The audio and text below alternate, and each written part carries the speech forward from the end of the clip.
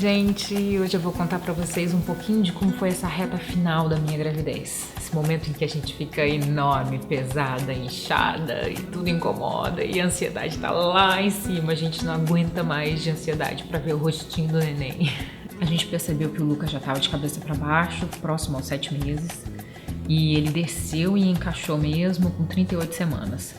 Foi nessa consulta de 38 semanas que, para minha surpresa, eu descobri que eu já estava com 3 centímetros de dilatação, o que me fez ficar em pânico e com medo de sair de casa e poder ter esse neném no meio da rua a qualquer momento. Mas a minha médica me tranquilizou, dizendo que não, tá tudo certo, o seu colo do útero ainda tá espesso o suficiente, você pode sair, você pode caminhar, você pode fazer tudo. Mas eu me lembro muito bem que a minha mãe tava pegando o avião pra vir pra cá e eu falei, é melhor vocês chegarem logo. Foi mais ou menos a partir das 32 semanas que o meu peso disparou, a balança não parava de subir. E entre essas 32 semanas até o dia do nascimento do Luca, ele nasceu com 40 semanas e um dia, realmente eu ganhei muito peso e eu inchei muito. Eu inchei tanto que eu não conseguia mais usar a minha aliança de casamento. Eu tive que tirar a aliança e eu só voltei a usar a aliança quando ele estava com 5 meses. Eu fiquei um tempão sem aliança. Eu acho que essa história da aliança, muita mamãe já passou por isso, né? É claro que eu fiquei um pouco angustiada com esse aumento de peso. Quem é que não fica, né? Mas chegou um momento que eu comecei a ficar preocupada. Isso porque a família do meu pai tem um histórico super sério com colesterol alto. E eu tenho que ficar sempre de olho no meu colesterol.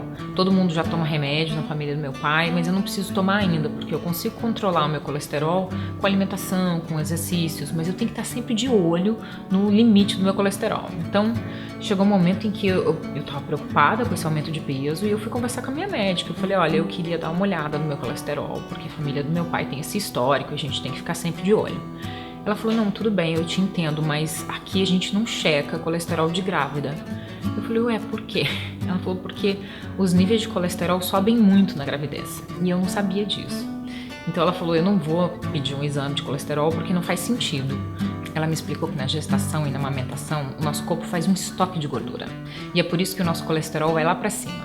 Isso porque os bebês precisam muito da gordura para o desenvolvimento do cérebro. Por isso que é tão importante a gente fazer a ingestão das gorduras boas durante a gestação e a amamentação. Eu já falei sobre isso no nosso último vídeo e as gorduras boas são o azeite, o óleo de coco, o abacate, as nozes, as castanhas, a ômega 3... Enfim, depois que ela me explicou isso, eu entendi um pouquinho melhor esse processo da natureza, essa angústia do peso, essa angústia de ver a balança subindo, me deixou um pouquinho mais tranquila. Nessa reta final, eu também fiquei com aquela linha escura, bem aparente, que divide a barriga, sabe? Ela é chamada de linha nigra. É a linha do amor. Todas as grávidas têm essa linha que divide a barriga. Algumas ficam com ela mais aparente do que outras. A minha ficou bem visível mais no finalzinho da gestação. Essa linha acontece por conta do aumento do estrogênio na gravidez. E o aumento do estrogênio eleva a produção do hormônio estimulante da melanina. E é por isso que aquela linha que a gente já tinha dividindo a nossa barriga da mesma cor da nossa pele escurece. E é por isso também que é muito comum a gente manchar na gravidez. Fazer o uso do ácido fólico durante toda a gravidez, além de ser super importante para o bebê, é também um bom conselho para a gente evitar manchas na gravidez. Isso porque o ácido fólico tem propriedades que fazem com que o hormônio melanócito aumente em menor velocidade e em menor quantidade. E é por isso que é super comum que pintas e manchas que a gente já tem no nosso corpo fiquem mais escuras durante a gravidez. E é por isso também que a auréola e o bico do peito ficam super escuros nessa reta final da gestação. E isso acontece para que o recém-nascido possa encontrar o peito da mãe com mais facilidade. A natureza é genial, né? Ela pensa em tudo. E olha, fiquem tranquilas que tudo isso volta ao normal depois de alguns meses do nascimento do bebê. E no último mês, além do meu peito estar gigante, eu conseguia ver certinho todas as veias embaixo da pele. Outra coisa muito comum de acontecer é que às vezes eu acordava com o peito vazando colostro, ou às vezes quando eu ia tomar um banho de água morna, era muito comum vazar também. Isso é super comum acontecer nessa reta final. Aqui normalmente depois do morfológico eles só vão fazer um próximo ultrassom com 36 semanas, que muita gente faz para identificar a posição do bebê. E eu resolvi não fazer esse ultrassom, isso porque eu achei que eu já tinha feito muito ultrassom. E como a gente já tinha percebido, tanto a minha doula quanto a minha médica, que o Lucas já tinha virado de cabeça para baixo com 7 meses, isso só palpando a barriga elas conseguiam sentir a posição dele. E também elas já perceberam que ele estava encaixado com 38 semanas. tanto eu quanto elas, a gente achou, quer saber, é melhor não fazer. Então resolvi não fazer. E eu acho que foi a melhor coisa que eu fiz, porque eu tenho certeza que se eu tivesse feito, eu ia descobrir que ele estava na posição posterior e eu ia sofrer muito por antecedência, eu ia ficar mega preocupada, estressada. E foi a melhor coisa não saber. Eu só fiquei sabendo que ele estava na posição posterior durante o parto, quando eu já estava tendo um parto de costas. Bom, nessa reta final, com esse barrigão gigante, eu acho que as coisas que acabam incomodando um pouco é a gente ter que fazer xixi o tempo todo, né? Com o bebê lá embaixo encaixado, pressionando a bexiga, e eu fazia xixi o tempo todo. E quando eu não tava fazendo xixi, eu achava que eu tava com vontade de fazer xixi. Outra coisa do dia a dia que eu senti um pouquinho de dificuldade, como eu caminho todos os dias, era colocar o tênis e amarrar com essa barriga enorme no meio do caminho.